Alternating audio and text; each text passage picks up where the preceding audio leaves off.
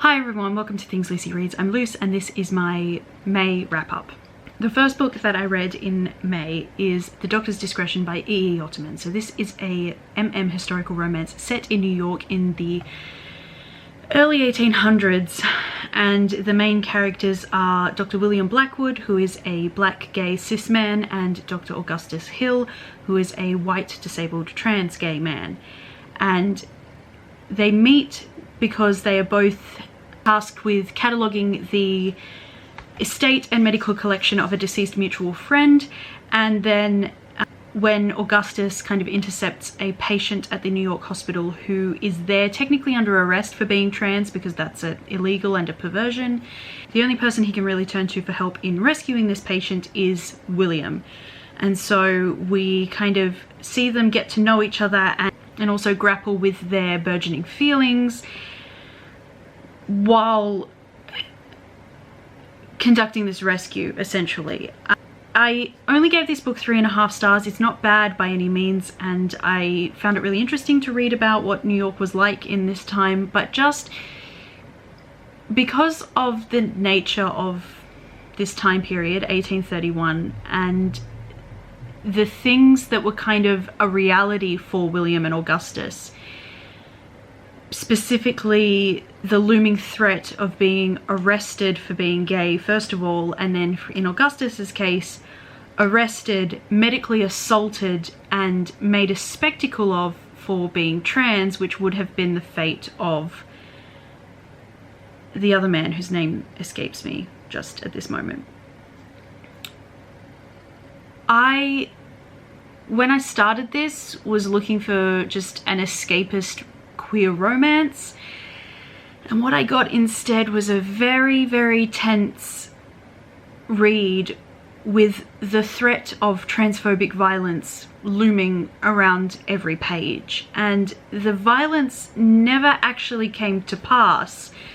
And before the big reveal happened, I did kind of twig that that was the way it was going to go, but even that wasn't enough to reassure me or give me any sense of relief, or even lead me to feel anything less than pretty high-strung and anxious about how the book would end. So it wasn't specifically a very comforting or enjoyable read for me, just because I was constantly bracing for them to be found out and for the soldier that was pursuing them to arrest one or all of them and subject them to literal actual torture. And it just yeah, it's not bad, it just was not what I expected or wanted or needed at the time. So if you want to read a historically accurate book about the realities of being black and gay, or gay and trans in New York in 1831, pick this one up. If you just want some cute, fluffy, queer romance, this is not the book. Anyway. The next book that I'm going to talk about is Grief is the Thing with Feathers by Max Porter. When I talked about this in my haul, I said that I've been wanting to read this since my grandfather died, and that I hoped that it would be a cathartic read in that respect, and it wasn't really. And I think it would have hit harder for me if I'd read it closer to the actual death. But we are, God, coming up on 6 years away from it now, so you know, things have settled down, you know, everything's much easier than it was at the time, so I wasn't really feeling any of the things that this book would have really spoken to. But it was still a beautiful piece of work. I'll admit I was pretty lost in the first 2/3, but then the last third really grabbed me and I felt like I finally understood what I was reading. So I gave this a 3.5 out of 5, and if this book wasn't about grief, I would think, well, I'm never going to want to reread it, and I would then unhaul it. But because it is about grief, I think I'm going to hold on to it and then revisit it much later in my life, because I think it would really speak to me in a different way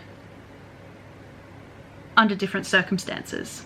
So this one wasn't quite what I was expecting either, but I can appreciate it, and I think that my time with this book just hasn't yet come, but it will eventually. And the next book I'm going to talk about is one that I reread just for the fun of it, and it is The Lone Alpha by E.J. Waugh. I think this is still available on Kindle. If it is, I'll link it down below. This is a Omegaverse Wolf Shifter Empreg romance written by a friend of mine.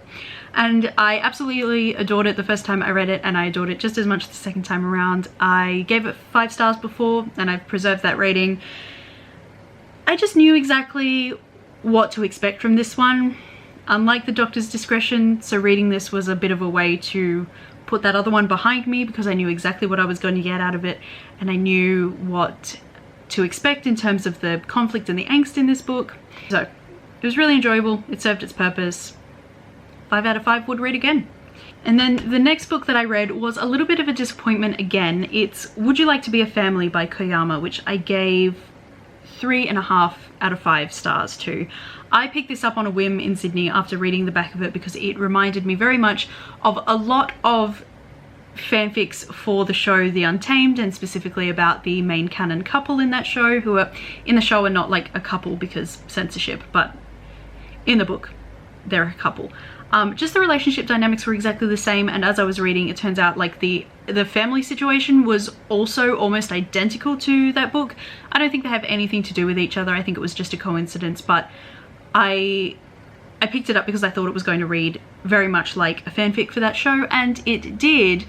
But there are like 2 other stories in this volume, so you would think that this whole volume would just be the one story, but it isn't. So the main story actually ends here, and then we get like a bit of an epilogue again from here.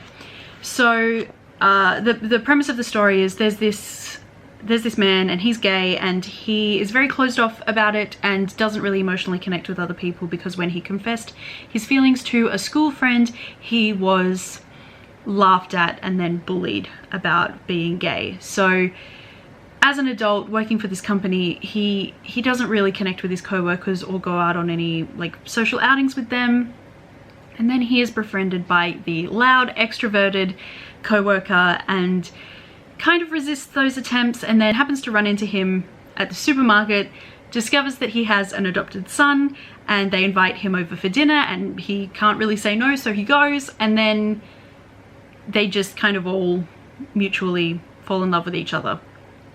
And become a family.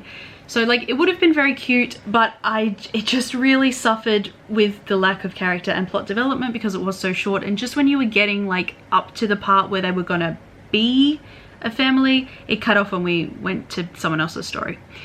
The second story was okay. It did the thing where there was a romance between a high school student and a university student, and just personally that kind of squeaks me out a little bit. I don't like to read about it. It's probably technically legal, so like I don't have an opinion on like the morality of it. I just don't like to read it. I just think it's a bit weird. So that was a for me. The next story I liked more. I think it was about a boy who's very analytical and approaches things like it's, you know, a set of data, and then the other one is a little bit more emotional, and one is conducting a survey on like human behavior, and there's a bit of a misunderstanding about what the other one's intent is with filling out the survey and befriending him in the first place, but then they work it out and they confess their feelings and it ends well. And then we get an epilogue for the first story. So like it was fine, it just again was not what I was expecting, and because it was so short and it cut off so abruptly, it just ultimately fell flat, and it would have been better if this whole volume was one whole story. Or if it had been marketed as being 3 short stories in the first place. So this one was a little bit of a dud, unfortunately. If you want to read a Wang Xian fanfic, just go and read a Wang Xian fanfic, honestly. The next book that I'm going to talk about is Our Dining Table by Mita Ori. Again, kind of the same basic concept as Would You Like to Be a Family? A man meets another man, they form an unlikely friendship, there's a child, it's about dinner. This one was actually really, really good, and I gave it 5 out of 5 stars. So it's about this man called Yutaka, and he lost his parents at a very young age and went to live with his grandparents, and then shortly after that his grandparents died, so he was adopted by some more distant relatives, maybe an aunt and an uncle, maybe older cousins, I don't exactly know. Anyway, so he was adopted into that family, and his adopted parents were very warm and loving and treated him the same as their other children, but his adopted older brother was essentially bullied him for his whole life. and said that he wasn't really a part of the family and that the older brother didn't want him there, and it was so annoying to be around him, and especially to have him there eating while the rest of them were trying to eat. And so then that kind of gets internalized by Yutaka, and he ends up with this trauma around eating around other people, and he finds it difficult. And then he kind of meets by chance this little boy and his older brother, who's the same age as Yutaka, and they've fairly recently lost their mother, so they just live with their father. And so they all kind of form this friendship around eating, and Yutaka kind of comes out of his shell a little bit, starts to get over his fear of eating around other people, and he's also a really good cook. So the father of the two brothers is not great at cooking, so they're kind of completely wowed by Yutaka's skills, and everything kind of goes on from there. And I thought that this was really beautifully explored. I would have liked Yutaka to have some closure with his adoptive parents, because they never actually really interact on the page in the present day of the story. But even without that, just the character growth and the slow reveal of like their backstories and revelations about feelings and about kind of settling into yourself and the way your circumstances are, I just thought that it was really beautiful and really, really enjoyable. And I'm glad that I picked it up, essentially because I was so disappointed in Would You Like to Be a Family, because I think this is one that I'll come back to again and again, because it was just so beautiful and I really loved it. So definitely recommend this one. And then the next book that I'm going to talk about is another reread, and it is Princess Ever After by Kay O'Neill. I bought this for my friend Chiara for her birthday, and it occurred to me that I hadn't read it in a really long time, so I decided that I would reread it. I didn't change my rating on Goodreads for this. I was going to, because I originally gave it 5 stars and I was going to rate it 4 stars instead, but then I read my review of it, which essentially said that I really wish that I'd had this as a child, for several reasons relating to Sadie's character and backstory. And after I read that review, I remembered how much it had spoken to me the first time I read it, and I decided to just leave everything as it had been and to not change my rating. It's about this princess called Sadie who is locked in a tower by her older sister after their father dies, even though they're supposed to rule their kingdom together.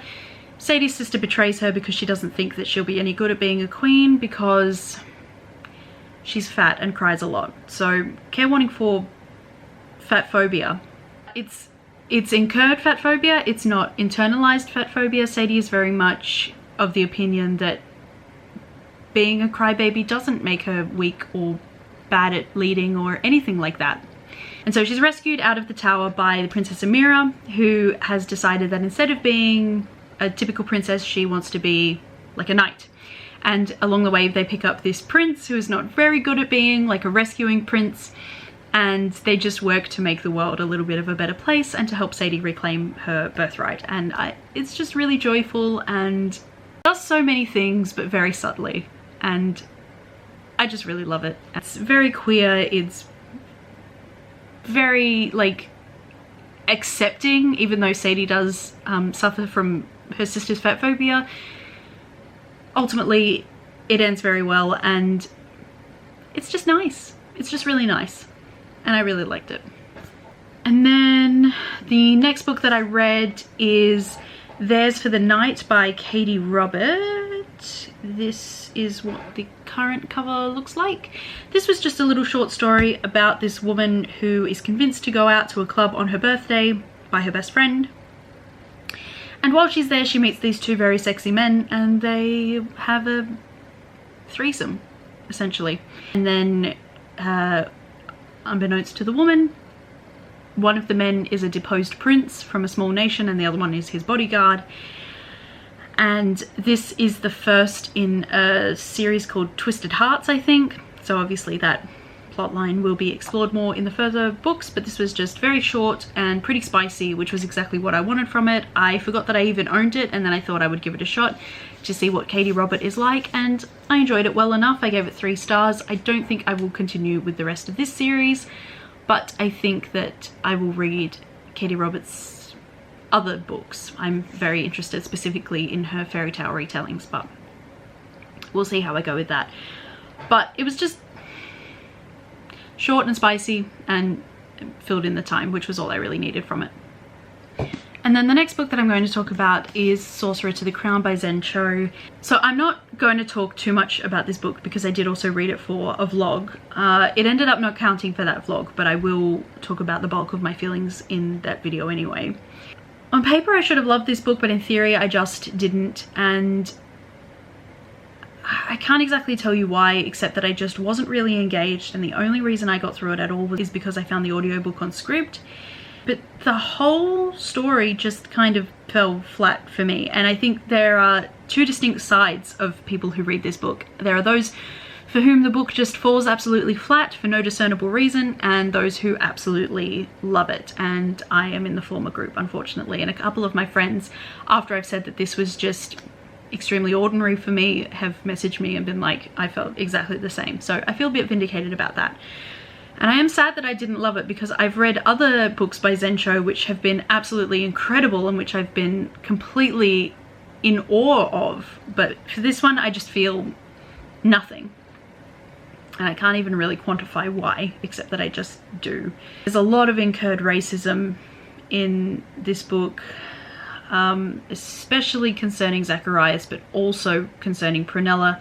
There is period typical language used which we would now consider completely inappropriate and hateful, so just be aware of that. It's not super egregious, I don't think, and Zen Cho of course is a woman of colour herself, but just be aware that even though it's an alternate England where magic and fairy and dragons exist, we still have to have racism and sexism.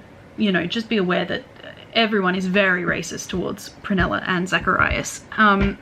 But yeah, ultimately I gave it a 3 out of 5 stars. I will read the sequel because I know that one is queer, but hopefully I like the sequel better, and maybe if I do, I will revisit this one in a few years and appreciate it better, because I know what Zen Cho can do, and I think she's an incredible writer, but I just think that those skills are not really reflected in this book, in my opinion. Yours may differ. So there's always a dud book for every author that you love, and for me, this one is it.